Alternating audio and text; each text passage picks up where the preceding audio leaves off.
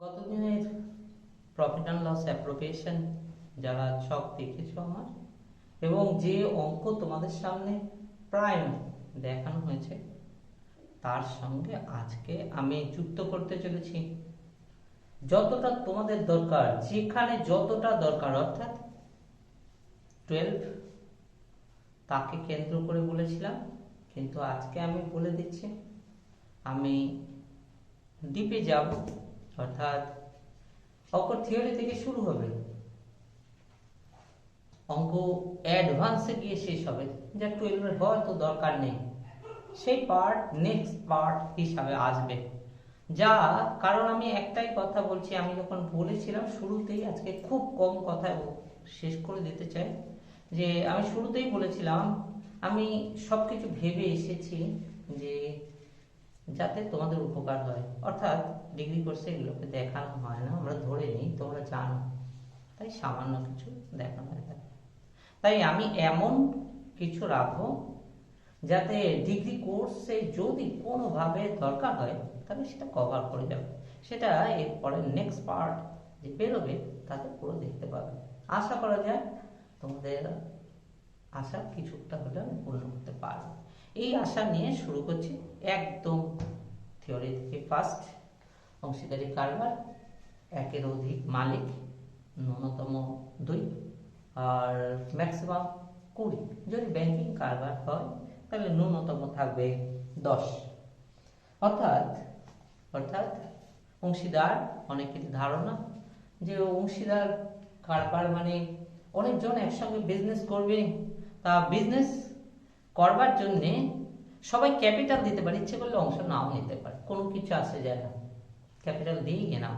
আবার কেউ ক্যাপিটাল না দিয়েও অংশীদার হতে পারে, কোনো বিষয় না এটা যে অঙ্ক তোমার অংশীদার হয়ে থাকতে হবে, ঠিক আছে, তাই কোনো সমস্যা নেই এর মধ্যে। আমি এর বেশিতে যাব না, অনেক সময় ল এ পেয়ে যাবে, বিজনেস স্টাডি যখন বলবো তাতে পেয়ে যাবে, তাই ওই থিওরিগুলোতে যাচ্ছি না, যাচ্ছি এবার অঙ্কেতে যে থিওরি দরকার সেগুলো। বলা হচ্ছে যে অংশীদারি কারবারের আইন 1932 খ্রিস্টাব্দে যা শর্ট করছে, এবং অংশীদারি কারবারের এই যে ধারা, তাতে বলা হচ্ছে যে 13 নম্বর ধারায় বলা হচ্ছে শর্তগুলো কি আছে। এই শর্ত, এই অংশীদারি কারবার কেউ লিখিত করতে পারে, অলিখিত করতে পারে, তোমরা জানো, সেই জন্য অংশীদারি কারবার সব থেকে জটিল, এবং অংশীদারি কারবারে একটু যেখানে লিখিত পরীক্ষা থাকবে না, নিবন্ধিত হবে না, তাহলে সেক্ষেত্রে কোর্টের কোনো ভূমিকা থাকবে না, অর্থাৎ কোর্টে গেলে অংশীদারদের বলবে বাইরে মীমাংসা করে দিতে, কিছু করার নেই আমাদের। আর যদি নিবন্ধিত হয় এবং লিখিত নিয়ম থাকে তাদের মধ্যে কি চুক্তি হয়েছে, তাহলে সেটা কার্যকরী করা কোর্টের পক্ষে ইজি হবে, অর্থাৎ মীমাংসা দেওয়া। তাই আমি বলবো যে এই কথা সুনিশ্চিত যে নিবন্ধিত আর অনিবন্ধিত তোমরা বুঝে গেছো বিষয়টা কি। তাছাড়া পার্ট বাই পার্ট আগের দিনই বলেছিলাম এগ্রিমেন্টে অবশ্যই লেখা থাকতে হবে কি আছে কি নেই, তা না হলে অসুবিধা দেখা দেবে। এছাড়া এছাড়া ওই অঙ্কের পার্ট হিসাবে যা যা আসবে, যা আমাদের এখনকার বিষয়বস্তু, ফার্স্ট একটু পুরনো দিনে ফেরত যাই, আবার মানে গত দিনেরটা ফেরত যাই, আবার ব্যাক করে বলবো। শর্ট কোশ্চেন ইনক্লুড করে দিচ্ছি, দেখতেই পাচ্ছ আমার কথাতেই বুঝতে পারছো যে আমি শর্ট কোশ্চেন ইনক্লুড রাখছি। এবার 5-এ রেখে দিচ্ছি কি না, প্রফিট অ্যান্ড লসের সঙ্গে প্রফিট অ্যান্ড লস অ্যাপ্রোপ্রিয়েশন, এই দুটো পার্থক্য কি। প্রফিট অ্যান্ড লস তোমরা জানো যে গ্রস প্রফিট বা গ্রস লস নিয়ে চালু হবে, আর অ্যাপ্রোপ্রিয়েশন নেট প্রফিট নিয়ে চালু হবে। প্রফিট অ্যান্ড লসে ইনডাইরেক্ট এক্সপেন্সেস, ইনডাইরেক্ট ইনকাম বসবে প্রতিষ্ঠানে, আর প্রফিট অ্যান্ড লস অ্যাপ্রোপ্রিয়েশনে বসবে কি, প্রফিট অ্যান্ড লস অ্যাপ্রোপ্রিয়েশনে বসবে মালিকদের পাওনা, মালিকদের পাওনা এবং মালিকের কাছ থেকে প্রতিষ্ঠান কি পাবে। 2 নম্বর, প্রফিট অ্যান্ড লস অ্যাপ্রোপ্রিয়েশন আমরা জানি প্রফিট অ্যান্ড লস অ্যাপ্রোপ্রিয়েশন করার পরে এর টাকা এই টাকা ক্যাপিটাল অ্যাকাউন্টে যাবে, যে পার্ট অঙ্কে আমি এখনো পর্যন্ত দেখাতে পারিনি বা দেখানো একই সঙ্গে সম্ভব না, সেই জন্যই দেখায়নি। অর্থাৎ পার্টনার্স ক্যাপিটাল অ্যাকাউন্ট, তার আবার দুটো ভাগ আছে। ফিক্সড ক্যাপিটাল মেথড, যার দুটো পার্ট, পার্টনার্স ক্যাপিটাল এবং কারেন্ট অ্যাকাউন্ট। আর ফ্ল্যাকচুয়েটিং ক্যাপিটাল মেথড, অর্থাৎ একটা ক্যাপিটাল অ্যাকাউন্টে সবকিছু দেখানো হবে, যা কিছু পরিবর্তন তার মধ্যেই করবে, সেই ক্যাপিটাল অ্যাকাউন্টে ট্রান্সফার হবে। যে পদ্ধতিতে যা ফিক্সড ক্যাপিটাল মেথড করো আর ফ্ল্যাকচুয়েটিং ক্যাপিটাল মেথড করো তাতে ট্রান্সফার হবে। আর আমরা জানি যে profit and loss, net profit, capital net profit যে বেরোবে প্রফিট অ্যান্ড লসে, তা মালিক এক মালিকি কারবার হলে এক মালিকি কারবারে যাবে, নইলে যদি অংশীদারি হয় এই প্রফিট অ্যান্ড লস অ্যাপ্রোপ্রিয়েশনে আসবে। প্রফিট অ্যান্ড লসে, প্রফিট অ্যান্ড লস অ্যাকাউন্টে নেট প্রফিট বা নেট লস যে কোনোটা হতে পারে, কিন্তু পার্টনারশিপ নেট লস মালিকদের মধ্যে কেমন করে বন্টন হবে, তাই হতে পারছে না। প্রফিট অ্যান্ড লস অ্যাকাউন্টে যেভাবে বলা হয়েছিল, ডেবিট দিকে নর্মালি যে পৌনঃপুনিক খরচগুলো সেগুলোকে দেখানো হয়েছে এবং পৌনঃপুনিক আয়গুলোকে ক্রেডিট সাইডে দেখানো হয়েছে, অর্থাৎ প্রতিষ্ঠানে পৌনঃপুনিক। এখানে কিন্তু মালিকদের জন্য ব্যয় এবং মালিকদের জন্য আয়, এটাকে কেন্দ্র করে হয়েছে। ঠিক আছে, শুধু একটা মিল বলে দিতে পারি, সেটা হচ্ছে প্রফিট অ্যান্ড লসেও রিজার্ভে অবন্টিত মুনাফার কিছুটা অংশ রেখে দেওয়া সম্ভব, আর প্রফিট অ্যান্ড লস অ্যাপ্রোপ্রিয়েশনও মালিকদের অর্থাৎ প্রতিষ্ঠানের উন্নতির জন্য কিছু টাকা রিজার্ভে রাখা সম্ভব। এটা গেল এটার প্রশ্ন, যা নর্মালি তোমাকে 4 মার্কসে কোশ্চেন থিওরি দিলে 4 মার্কসের বেশি হতে পারবে না, কারণ প্রফিট অ্যান্ড লস অ্যাপ্রোপ্রিয়েশন 4, স্বাভাবিক কারণ 4টে পয়েন্ট মনে রাখলে এনাফ। দুটো অ্যাকাউন্টের কিন্তু ডেবিট ক্রেডিট আছে, আর একটা প্রফিট অ্যান্ড লস অ্যাকাউন্ট বলা হয়েছে আর একটা প্রফিট অ্যান্ড লস অ্যাপ্রোপ্রিয়েশন বলা হয়েছে। এও তুমি ডিফারেন্স হিসেবে একটা পয়েন্ট যার মনে থাকবে না সেই সহজ পয়েন্টে অ্যাপ্লাই করতে পারে।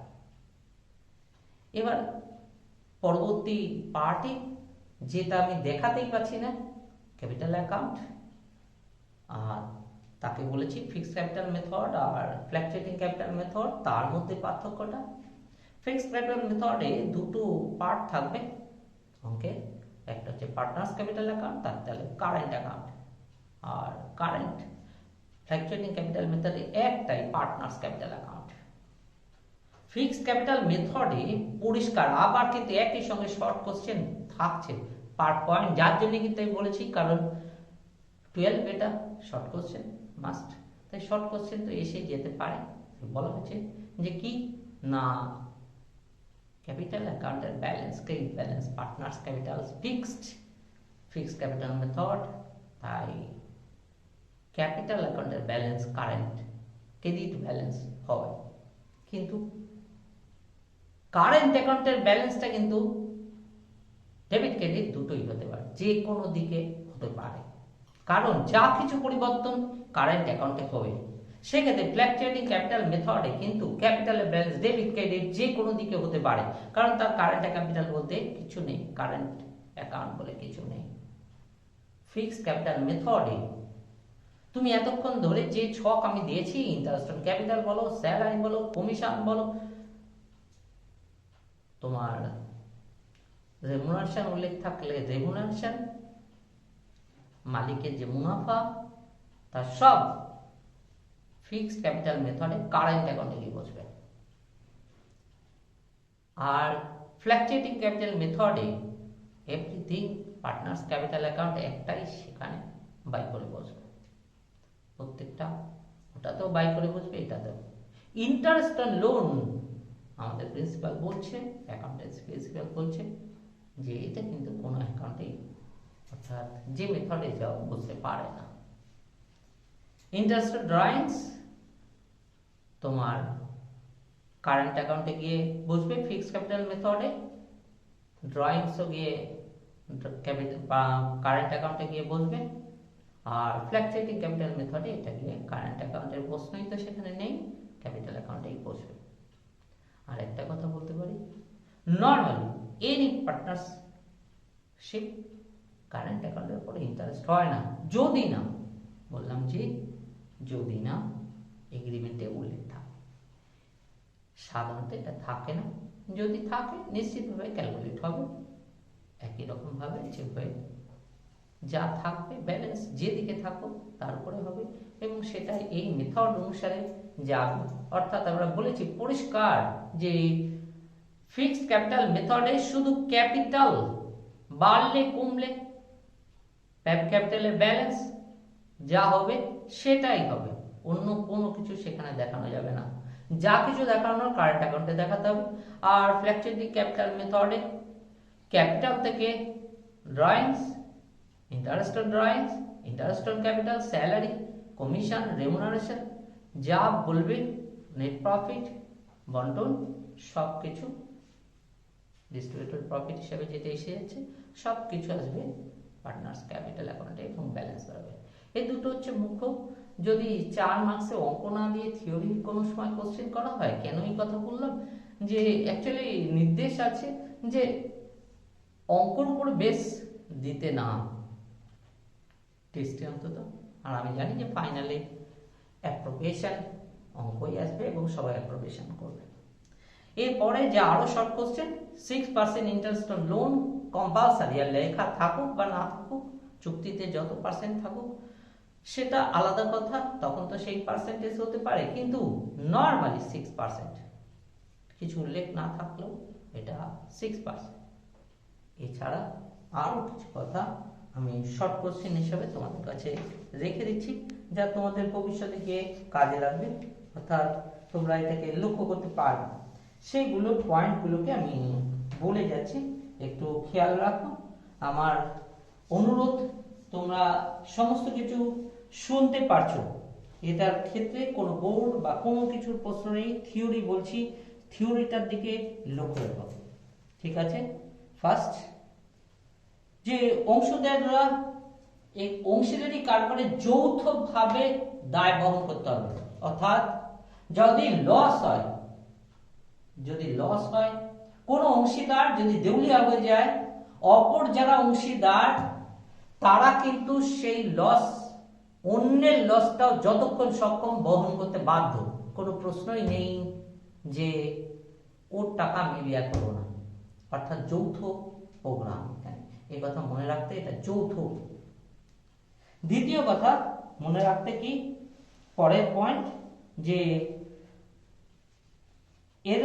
এর যে অংশীদারদের দায় অপরিসীম, কোন অবস্থায় সসীম নয়, অপরিসীম।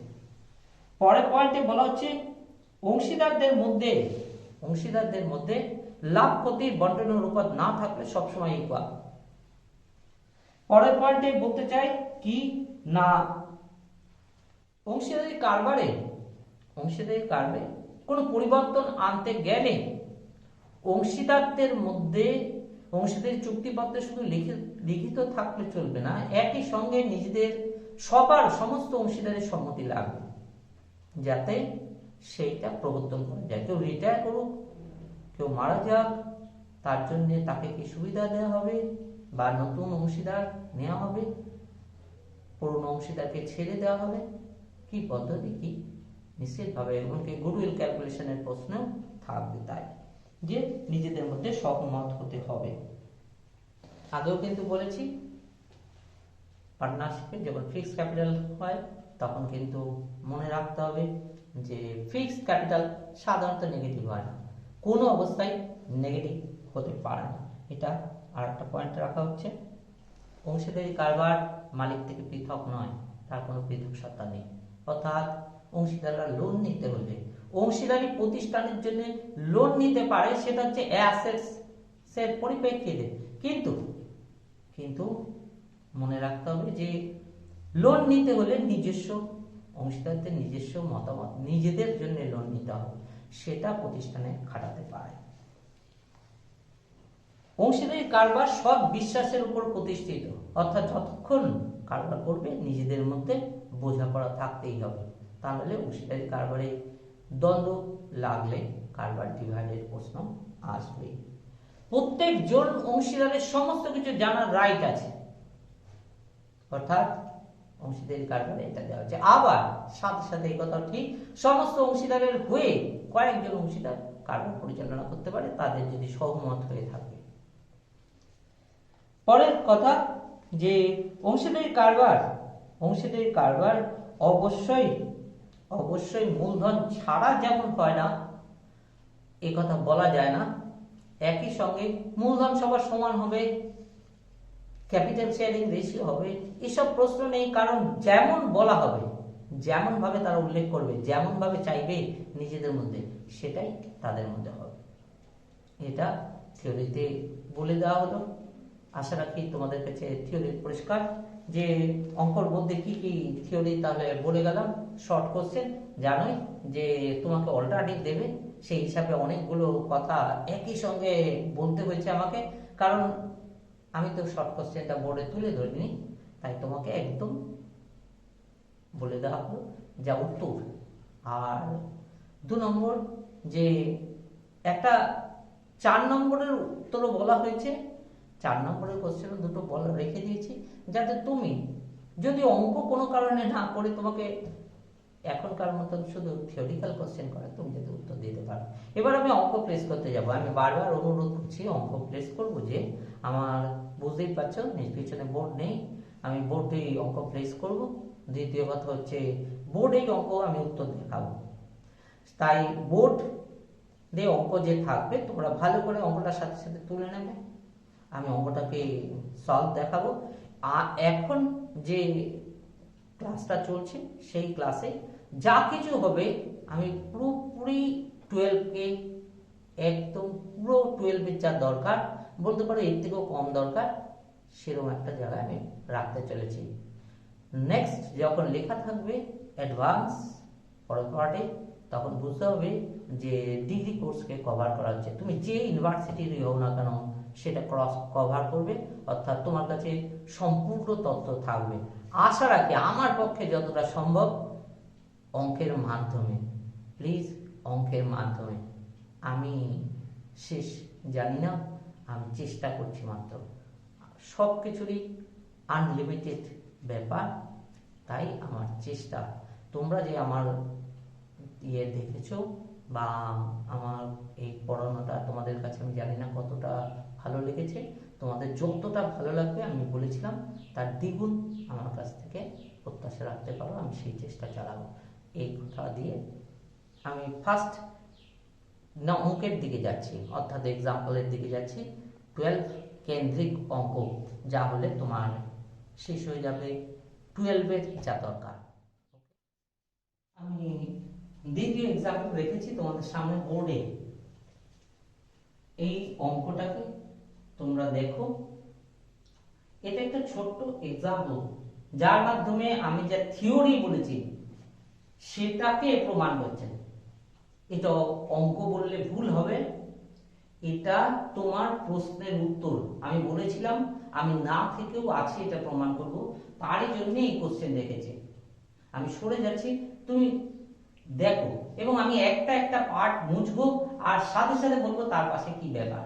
ঠিক আছে, আশা রাখি তোমরা জানো।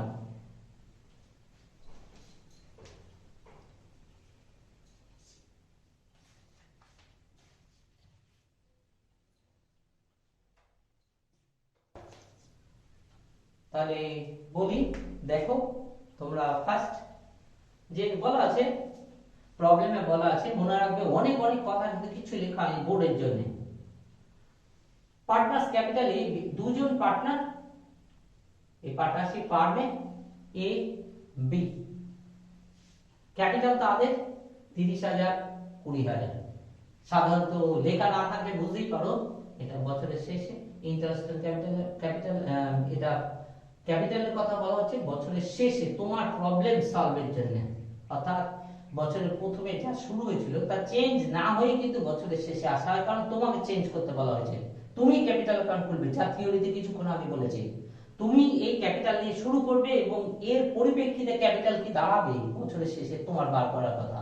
এটা ফার্স্ট কথা। এবার বছরের শেষে, অর্থাৎ এই যে বছর গেছে, তুমি 31শে মার্চ 2020, ঠিক আছে, বছর ইয়ার এন্ড হচ্ছে, অর্থাৎ 1 এপ্রিল ফিনান্সিয়াল ইয়ার শুরু, যা কিনা 19-এ শুরু হয়েছিল, 20 মার্চ শেষ হয়ে গেছে। প্রফিট হয়েছে 27,100, 27,100, ঠিক আছে। এবার অঙ্কতে বলা হচ্ছে কি, এগ্রিমেন্ট অনুসারে, প্রতিষ্ঠানের এগ্রিমেন্টে আছে, এগ্রিমেন্ট অনুসারে, তাই বলা হচ্ছে এগ্রিমেন্ট পরিষ্কার লেখা আছে। আমি শর্ট লিখেছি, যে আমি বলেছি যে আমি এটা থিওরিটিক্যাল কোশ্চেন করেছি, তার উত্তর থিওরিটিক্যালি হবে, ঠিক আছে। ইন্টারেস্ট অন ক্যাপিটাল 5%, 5% এর উপরে তোমরা ক্যালকুলেট করলে, তুমি জানো এটা 5% করলে কি আসবে, 5% আসবে 1,500 টাকা, ঠিক আছে। আর এর উপরে 20,000, 5% জানো যে 1,000 টাকা, পরিষ্কার। এ নিয়ে তো কোনো, যেহেতু লেখা ছিল এগ্রিমেন্টে, ঠিক আছে, তাই লেখা ছিল non agreement of the sharing profit, প্রফিটে লেখা নেই, ভালো করে দেখবে, যে বলা হচ্ছে এগ্রিমেন্টে non regarding sharing profit and loss and share, এইটা কিন্তু এগ্রিমেন্টে নেই, বলা হচ্ছে যে স্যালারিতে পাবে পাবে না কিছু লেখেনি এরা পার্টনাররা, এ বি যে পার্টনার তারা উল্লেখ করেনি তাদের শেয়ারিং প্রফিট এন্ড লস কি এবং স্যালারি। স্বাভাবিক কারণে স্যালারি নীল হবে, তুমি যত দাবি করো না কেন কিছু করার নেই, স্যালারিটা নীল, স্যালারি প্রশ্নই নেই, স্যালারি বাতিল হয়ে গেল। এবং শেয়ারিং প্রফিট এন্ড লস কোনো দাবি দেওয়ার প্রশ্ন নেই, ইকুয়াল, সমান সমান চিহ্ন দিয়ে দেখাচ্ছি, বা ইকুয়াল, ঠিক আছে, ইকুয়াল হয়ে যাচ্ছে, অর্থাৎ সমান, দুজনের মাধ্যমে প্রফিট সমান হবে। তাহলে এই পার্ট আমি মুছে দিচ্ছি যাতে তুমি পরিষ্কার বুঝতে পারো যে কি হলো। তাহলে ইন্টারেস্ট অন ক্যাপিটাল এখানে চলে এসেছে কি দুজনের, কেন আমি এভাবে করছি, লেখা আছে ডেসক্রাইবড ইন স্টেটমেন্ট, ঠিক আছে। তা স্টেটমেন্ট শোয়িং, আমি শর্ট রাখছি কিন্তু স্টেটমেন্ট,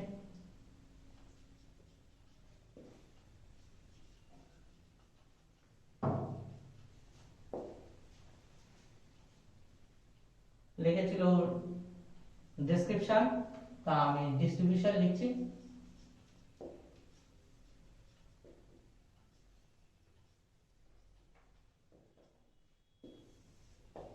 কিসের ডিস্ট্রিবিউশন, নেট প্রফিট, ঠিক আছে, নেট প্রফিটে ডিস্ট্রিবিউশন দিতে যাচ্ছি, তাই ইন্টারেস্ট অন ক্যাপিটাল বেরিয়েছে, পরিষ্কার রাখো।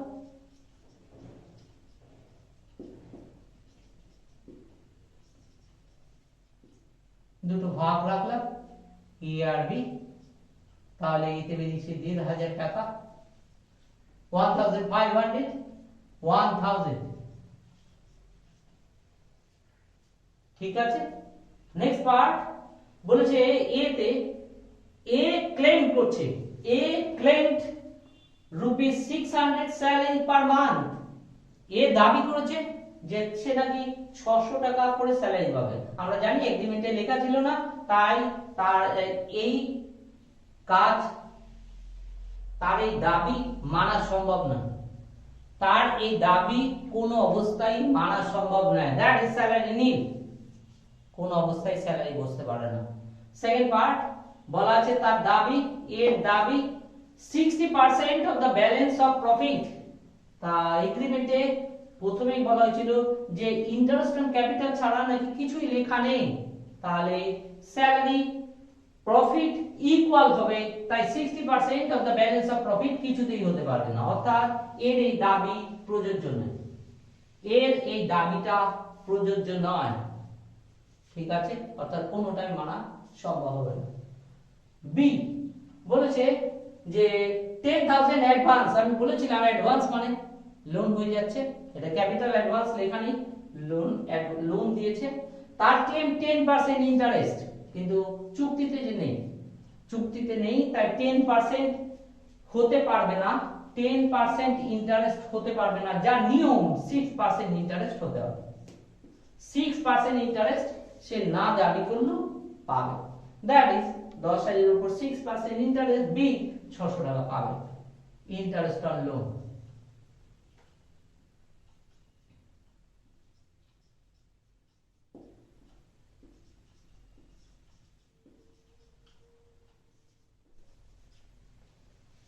হচ্ছে 6% ইন্টারেস্ট অন লোন 10,000 টাকার, এটার উপর 6% করেছি, বসিয়ে দিয়েছি, তাই বি এর কাজ শেষ হয়ে গেছে। আমার স্টেটমেন্ট কমপ্লিট হতে যাচ্ছে।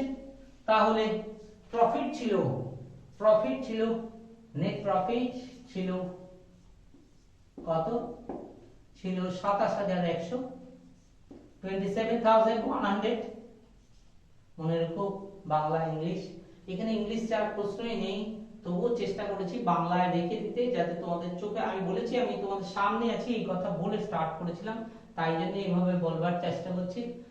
1,500 প্লাস 1,000 2,500 হলো, 2,500 আর 600 3,100 হলো, টোটাল 3,100 বাদ হয়েছে, বেরিয়েছে কত? 3,000 বাদ 100 বাদ, তাহলে রয়ে গেল হচ্ছে 3 বাদ গেলে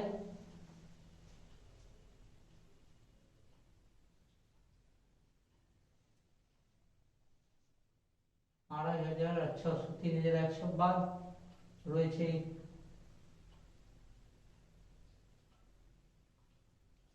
24,000। কোনো ভুল ভ্রান্তি যাতে না হয়, দ্বিতীয়বার দেখে নিয়েছি, দেখো ঠিক আছে, 24,000 টাকা আছে, পরিষ্কার। আর কি বলবো? তাহলে এটা আমরা জানি ইকুয়াল হবে, that is half and half, that is 12,000,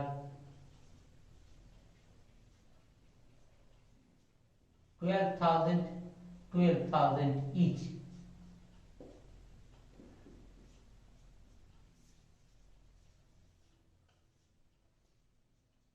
তাহলে এর আয় 13,000,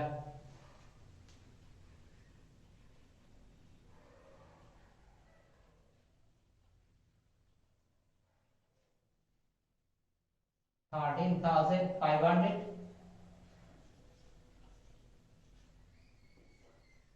আর বি 13,600। কমপ্লিট স্টেটমেন্ট, এটার আর কোনো ভ্যালু নেই।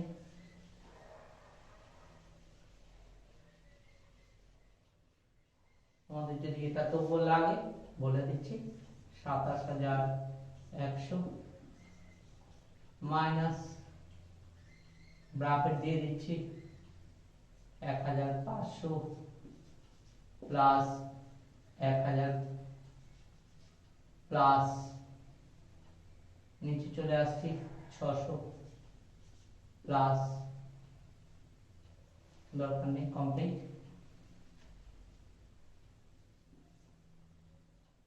বেরিয়েছে 24,000, 24,000 হাফ অফ ইকুয়ালি কমপ্লিট 12,000। এই প্রবলেম এই ছিল, এটা থিওরিক্যাল, বারবার বলেছি যে পার্টনারশিপে যা ঘটে থাকে তা তোমাকে থিওরিতে, এতক্ষণ ধরে থিওরিতে যা পড়েছি তা বর্ণনা করা হবে। মুছে দিচ্ছি। এবার নেক্সট প্রবলেম হিসাবে আসবে, প্রবলেম হিসাবে আসবে এবং তাকে সলভ দেখানো হবে তোমাকে। খাতা সব সময় নিজেদের কাছে খাতাপত্র রাখো, মনে রেখো যে মোবাইলে দ্যাট ইজ ভিডিও কনফারেন্সের মাধ্যমে পড়ানো যে হচ্ছে, এরকম অনেক অসুবিধা। তুমি কি উপর নিচ করে অঙ্কর সঙ্গে যে প্রবলেম তাকে মিলিয়ে নিতে পারবে? এটা কঠিন হয়ে যাবে। বরং আমি কিন্তু খুব সুস্থভাবে, অর্থাৎ খুব ধীরে দেখাচ্ছি, যাতে তোমার কোনো অসুবিধা না হয়। তুমি ইচ্ছা করলেই খাতা সামনে রেখে তুলে নিতে পারো, যাতে নো প্রবলেম হয়, তোমার কাছে ইজি হয়ে যায়। মুছে দিচ্ছি বোর্ড। আজকে 2 নম্বর প্রবলেম তোমাদের সামনে বোর্ডে রেখেছি। যা রেখেছি তোমরা, আমি দূরে সরে যাচ্ছি, বলছি তোমরা তোমাদের খাতায় নোট করতে পারো যাতে তুমি সাথে সাথে বুঝতে পারো। পরিষ্কার ভাবে বলছি যে পার্টনারশিপ PQR তিনজন মিলে একটা ফার্ম, তাদের ইয়ার্নিং হয়, ইয়ার্নিং হয়েছিল 30/6/2020, দ্যাট ইজ এটা আগের বছর পাস্ট 30/6/2020, ঠিক আছে।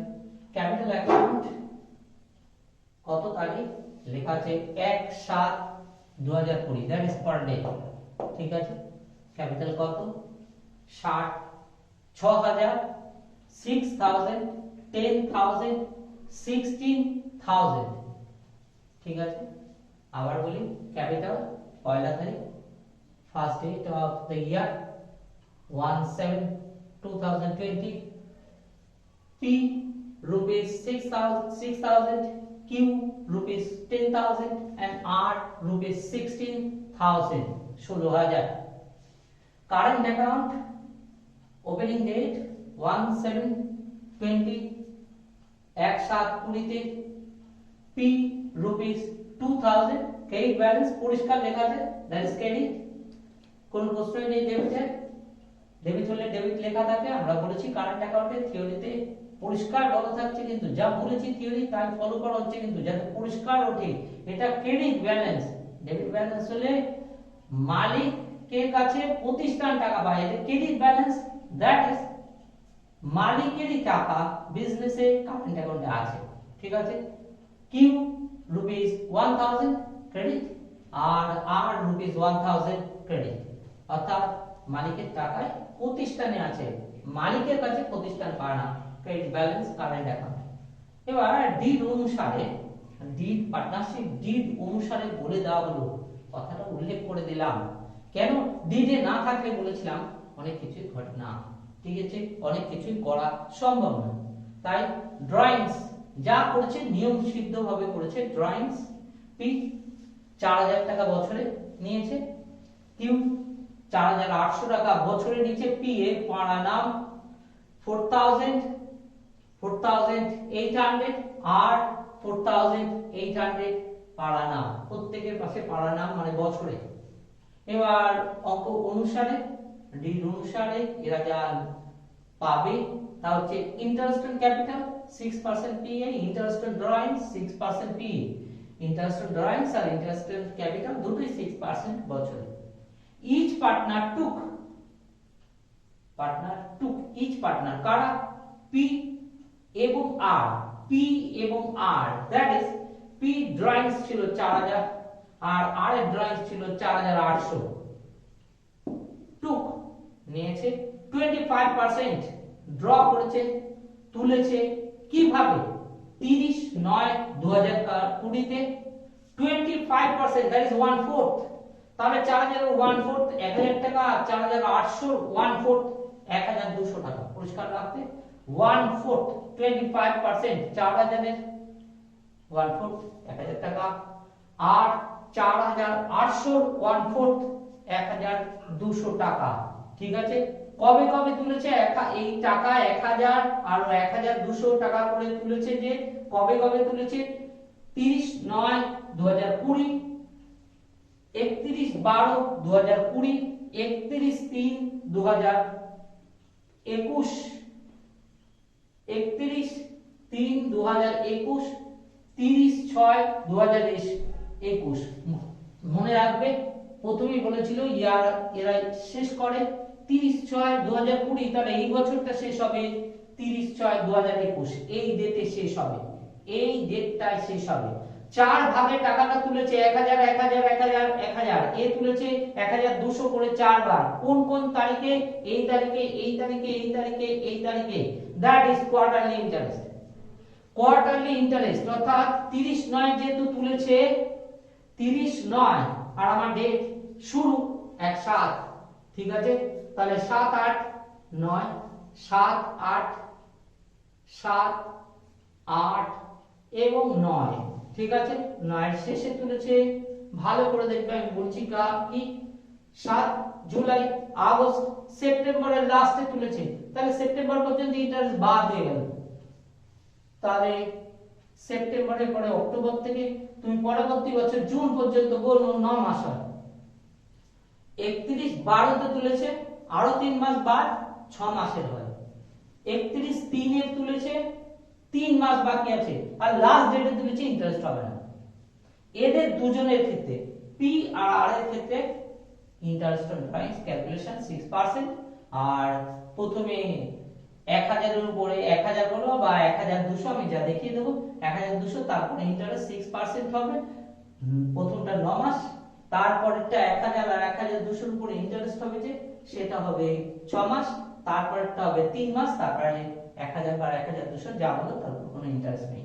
এবার বলছে এবং কিউ তুলেছে withdrawn, Q withdrawn opening date of every month equally, সমানভাবে নেয়, তাহলে সমানভাবে 12 মাসে একটা বছর সমানভাবে নেয়, তাহলে কিউ 4800, 12 দিয়ে ভাগ 400 টাকা পার মান্থ তুলেছে, এবং প্রত্যেক মাসের প্রথমে, অর্থাৎ এখানে জুলাই থেকে শুরু, জুলাই, আগস্ট, সেপ্টেম্বর, অক্টোবর, নভেম্বর, ডিসেম্বর, জানুয়ারি, ফেব্রুয়ারি, মার্চ, এপ্রিল, মে, জুন, প্রতি মাসের প্রথম দিনে টাকাটা তুলেছে। যেই মাত্র তুলেছে আমার ছকে দেওয়া রয়েছে যে রুলস রয়েছে কি না, প্রতি মাসে যা টুকেছে তুলেছে 400 টাকা, সেই 400 টাকা প্রতি মাসে প্রথমে তুললে 6.5 ইনটু 6.5, আর পার্সেন্টেজ কত আছে 6% ইনটু 6% মারবো, যা বেরোবে interest on drawings mathematics rules প্রয়োগ করে দেবো, তাতে 6.5 এর মাধ্যমে বেরিয়ে আসবে যে তার ইন্টারেস্ট অন ড্রয়িংস কত প্রতি মাসে প্রথমে টাকা তোলার জন্য, সেটা আমরা বসিয়ে দেবো। স্যালারি পি আর কিউ পেয়েছে, বছরে লেখা আছে 2400 আর 1600 পার আনাম, বছরে কোনো প্রশ্নই নেই, দুটোকে নিশ্চয়ই বসিয়ে দেবো। বলেছে problem P paid additional capital 1/1/21 that is 6 মাস বাদে আবার টাকা দিয়েছে 2000 টাকা, সেখানে আর তুলে নিয়েছে 2000 টাকা ওই ডেটে 1/1/21 তুলে নিয়েছে, দ্যাট ইজ ক্যাপিটাল 6000 টাকা। এটা তো পুরো বছর প্রশ্নই নেই, 6%, তাহলে 6% 636 360 টাকা, আর 2000 টাকার 6% ইন্টারেস্ট, পয়লা জানুয়ারি থেকে জুন পর্যন্ত 6 মাসের ইন্টারেস্ট 6%, 1200 বছরে 6 মাসে বছরে হয়, আর এখানে 6 মাস আছে 1/1/21 থেকে 30/6/21 পর্যন্ত 6 মাস, দ্যাট ইজ 1/2%, তুমি 3 দিয়ে গুণ করতে পারো বা 1200 ভাগ করে তাকে হাফ করতে পারো, 600 হবে। এই 600 আর এখানে 3600 420 টাকা, ঠিক আছে 420 টাকা। পরের জন্য কোনো নো প্রবলেম, হ্যাঁ আমরা দেখছি কিউ এর ক্ষেত্রে নো প্রবলেম, কিউ এর যে টাকা আছে ড্রয়িংস তা কত 4800, তার উপরে নিশ্চিতভাবে 6%, ডেট নেই তাই 6 মাস নিশ্চিতভাবে করে দেবো, হ্যাঁ যত টাকা বেরোবে সেটা বসিয়ে দেবো আমরা। আর আর এর ক্ষেত্রে 2000, সেটা সে তুলে নিচ্ছে এই ডেটে, অর্থাৎ এই যে টাকা তার ছিল ড্রয়িংস 4800, 4000 ড্রয়িংসটা 4800 যে ক্যাপিটাল যা ছিল, সরি এটা 10000 ছিল ক্যাপিটালের উপরে তার যে ইন্টারেস্টেড ক্যাপিটাল নিশ্চিতভাবে 6%, হ্যাঁ যা বেরোবে 600 টাকা, এমনি সে 600 পাবে। আর আর এর ক্ষেত্রে 16000 টাকা ক্যাপিটাল, তার মধ্যে মনে রাখতে হবে যে সে তুলে নিয়েছে 2000 টাকা কবে থেকে, যে 1, তাহলে আমরা এখানে যে 16000 আছে তার মধ্যে আমি 14000 পুরো ক্যালকুলেট করব, বা 14000 টাকা যে আছে তার উপরে আমি 6 মাসের ক্যালকুলেশন করব। প্রথমে 16000 এর উপর 6 মাস ক্যালকুলেশন করি 6%, সহজসাধ্য হওয়ার জন্য 16000 এর উপর 6 মাস, দ্যাট ইজ পয়লা জুলাই থেকে 31 ডিসেম্বর 6% ক্যালকুলেশন করব, তারপর থেকে 2000 বাদ দিয়ে দেব, 14000 হলো, তারপরে আবার তারপরে 6% 6 মাস, অর্থাৎ পরের বছর পয়লা জানুয়ারি থেকে জুন পর্যন্ত এই দাঁড়াবে। তারপর নেট প্রফিট বছরে আছে 19,600, তার থেকে এগুলো সব যোগ বিয়োগ হবে, ইন্টারেস্ট অন ড্রয়িংস যোগ হবে, আর খরচগুলো বাদ দিয়ে দেবো। যা থাকবে আমি বলেছিলাম যে এখনো আমি কোনো অ্যাডভান্সে কিছুতে যাইনি, এমনকি এখনো পর্যন্ত রিজার্ভে ট্রান্সফারের কথা কিছু বলিনি, সাধারণভাবে রয়ে গেছি। আফটার চার্জিং সার্চ কমিশন এসবের প্রশ্নই নেই, সাধারণভাবে রয়ে গেছি। শেয়ারিং প্রফিট আর লস বলা আছে যে 5:4:3 অর্ডার করে দেবো, অঙ্ক শেষ হয়ে যাবে। ঠিক আছে, এই ছিল অঙ্ক। অঙ্কটাকে এবার আমরা রাখতে চলেছি, তোমরা দেখো। এক্সাম্পল 2 যে তোমাদের হাতে দিয়েছে তাকে লক্ষ্য রেখো। আমার বারবার অনুরোধ, আমি চেষ্টা করছি যত দূর সম্ভব তোমাদের কাছে পৌঁছে যেতে, তোমাদের যাতে আর কোনো অসুবিধা না থাকে। হ্যাঁ, আমি আগেই বলে দিচ্ছি, একটা অঙ্কে বা দুটো অঙ্কে তিনটে অঙ্কর মাধ্যমে কখনো একটা চ্যাপ্টারকে যা কিনা ডিগ্রি কোর্সেও দরকার ইম্পসিবল পৌঁছানো, এটা আমার স্বীকার করতে কোনো অসুবিধা নেই। তবু আমি চেষ্টা করছি যে একদম ভিতরে ঢুকে যাওয়ার। এরপরে নেক্সট যে পার্ট যখনই বেরোবে তাতে আমি নিশ্চয়ই মনে রাখবো যে ডিভিজিবল প্রফিটের 10% বা রিজার্ভে কিছু টাকা transfer, after charging search commission, বা কিছু ডিফিকাল্ট প্রবলেম যা হয়তো 12-এ সবসময় আসে না, বা এখানকার কিছু আসে না, ডিগ্রি কোর্সে লাগবে, যা দেখানো হবে না সেটাকে উপস্থাপন করা হবে। এখন যে এক্সাম্পলটা আমি দিয়েছি এখনকার মতন, সেই এক্সাম্পলটার অঙ্কটা আমি যা মুখে মুখে সলভ দিয়ে দিয়েছিলাম সেটা ভালো করে দেখতে, যে কি দেয়া হয়েছে ভালো করে দেখতে। আমি ফার্স্টে বলে রাখি যে ইন দ্য বুক সব মনে রাখবে, আমার খুব জায়গা কম, তাই জন্য যতটা সম্ভব বলেছি সব কিছু ফলো করবার চেষ্টা করেছি। যে এটা অ্যাকাউন্টের ছক, এখানে মনে রাখবে ডবল কলম ইচ্ছা করলে করতে পারতাম, কিন্তু লেখার জায়গাটা আরো কমে যেত, তোমাদের বুঝতে আরো এত ছোট ছোট যা মধ্যে আরো অসুবিধা দেখা দিত, তাই জন্য আমি আর একটা কলম করে নিই। কিন্তু যারা 12 তারা অবশ্যই চেষ্টা করো আর একটা কলম করতে, কারণ কাউকে সুযোগ দিও না মার্কস কাটবার।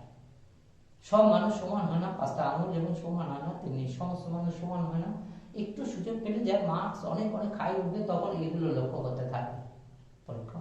তাই যদিও এখনকার দিনে অনেক অনেক কিন্তু সুবিধার কথা বলা হয়েছে, ইচ্ছা করলে কেউ মার্কস কেটে নিতে পারে না। তাই আশা রাখবো যিনি দেখুন তিনি নিশ্চিতভাবে ভালো করে দেখবেন, নিজের ছেলের মতন দেখবেন, স্বাভাবিক, কারণ সব মার্কস পাওনা এবং পাবে। তবু আমার কথা যে তুমি সেম কলম টেনে নিও। এবার ডেবিট ক্রেডিট দুদিক, পার্টিকুলার্স অ্যামাউন্ট পার্টিকুলার্স অ্যামাউন্ট হবে। আমার এখানে একটা অ্যামাউন্ট নেই কারণ একটা কলম আমি টানিনি জায়গার জন্য। In the books of PQR profit and loss account for the year end date 30/6/2021 last date বছরের। এবার অঙ্ক start by profit and loss account, net profit তুমি পুরো লিখতে পারো ইচ্ছে করলে, যা কোনো জায়গায় এই অ্যাকাউন্টকে আমি যে A/C লিখেছি পুরো অ্যাকাউন্ট তোমার ইচ্ছা করলে লিখে দিন। তাতে যদি পরীক্ষক সন্তুষ্ট হন, তাতে যদি মনে করেন যে তুমি সব জানো, তাহলে তাই সই পুরো লিখে দিও। প্রফিট এন্ড লস অ্যাকাউন্ট, এখানে যদি A&D লিখলে উনি খুশি হন, তোমার সময় হবে, তাহলে লিখে দিও, এতে কোনো তোমার অসুবিধা থাকার কথা না, কারণ তুমি জানো এগুলো। ঠিক আছে, profit and loss account, net profit, পুরো নেট প্রফিট লিখে দিও 19,600।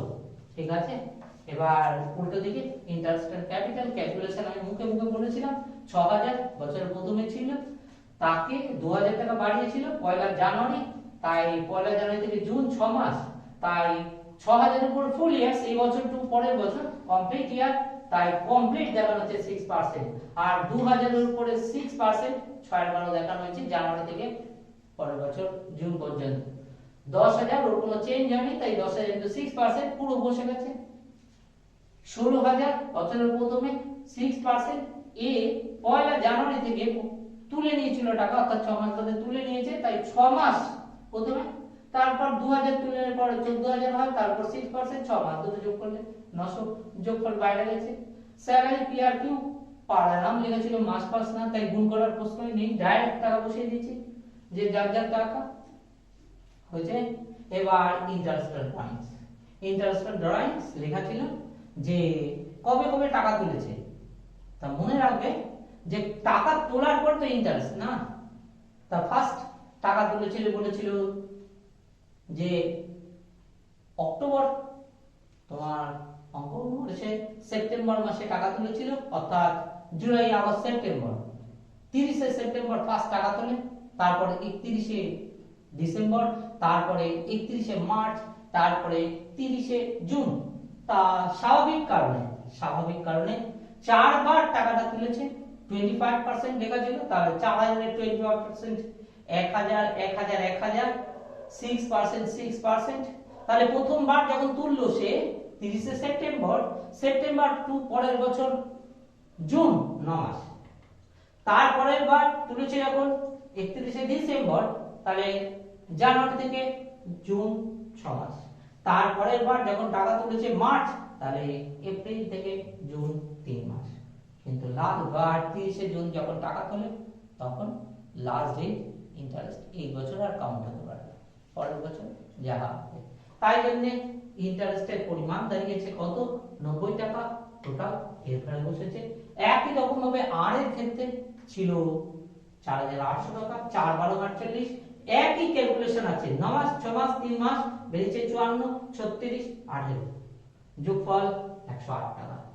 আর কিউ এ বলেছিল কি প্রতি মাসের প্রথমে, তা তোমার একটা নোট আমার দেওয়া আছে ম্যাথমেটিক্সের রুলস অনুসারে, যে কি না যদি প্রতি মাসে প্রথমে টাকা তোলা হয়, ক্যালকুলেশনটা হবে প্রতি মাসে কত তোলে।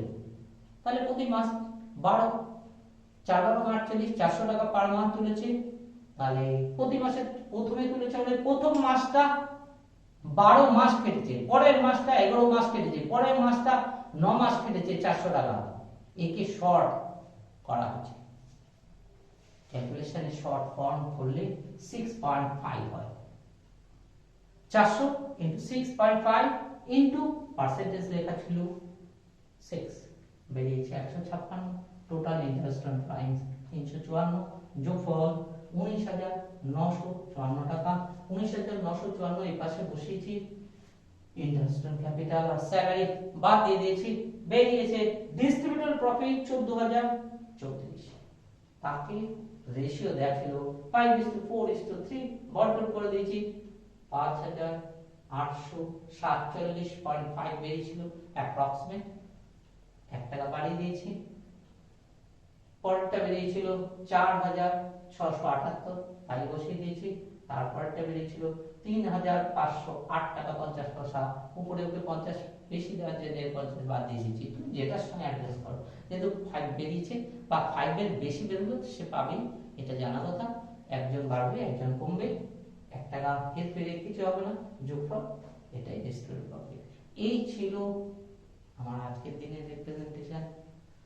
আজকের দিনে তোমাদের সামনে তুলে ধরা, আমি বলেছি রিসার্ভের ট্রান্সফার আমি দেখাইনি, আপনার জাতীয় রিসার্চ কমিশন দেখাইনি, প্লিজ নেক্সট টাইম পাবে। এবং আমি বলবো সেটা যদি আমি দেখাতে পারি ঠিক মতো, তাহলে তো ডিগ্রি কোর্স পর্যন্ত সমস্ত কিছু উঠতে যাবে, কোনো কিছু দরকার হবে না অন্য কিছু। থ্যাংক ইউ, যারা দেখছো তাদেরকে অশেষ ধন্যবাদ। আমি বলবো মনে রেখো আমাকে তোমরা যেভাবে পারো যদি বলতে পারো, যদি জানাতে পারো, আমি খুব খুশি হব। আমি কতদূর পারলাম বারবার আমার এই কথাটা অনুরোধ, যে আমি কিন্তু এসেছি অন্য কারণে, আমি এসেছি এই তোমাদের কাছে সত্যি করে কিছু করতে পারি কিনা। যদি প্রমাণ হয় পারি, তাহলে নিশ্চিতভাবে আমি গভীরে যাওয়ার চেষ্টা করব। আর বাদ বাকিটা তোমরা বুঝে নাও, না পারলে কি হবে, আমি আমার মর্যাদার সঙ্গে চেষ্টা করব। তোমাদের সবাইকে ধন্যবাদ। আবার বলছি নেক্সট পার্ট 11 12 বিভিন্ন পেপার আমি যে প্রমিস করেছি নিশ্চিতভাবে রাখবার চেষ্টা করব। তোমরা শুধু লক্ষ্য রেখো কি হচ্ছে, আমার সঙ্গে সহযোগিতা করো। এই কথা থাকলো। বোর্ড আবার ভালো করে দেখে নাও, যা আছে পুরো পরিষ্কার তোমরা দেখতে পাচ্ছ আশা করি। এবার ছেড়ে দিচ্ছি, আজকের ক্লাস শেষ হলো। ওকে, নেক্সট ক্লাস নিশ্চয়ই আমার সঙ্গে দেখা হবে।